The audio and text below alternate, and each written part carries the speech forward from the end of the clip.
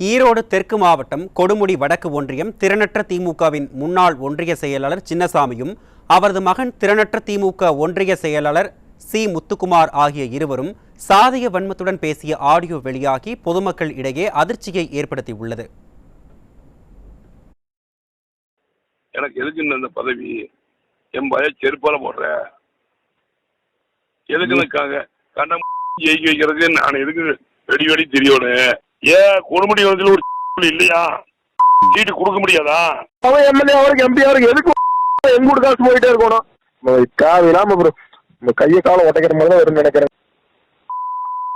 எல்லாத்துக்கும் நாமே மனம் கொடுக்கணுங்க. எனக்கு வந்து கோவத்தை அடக்கிறங்க அடுத்த இவ்வளவு தூரம் கம்முன்ட் இருக்கு. இல்லைன்னா இது வேற அவனாச்சும் இருந்திருந்தா மாறுதே உறுதியா வாங்கிருப்பேன்.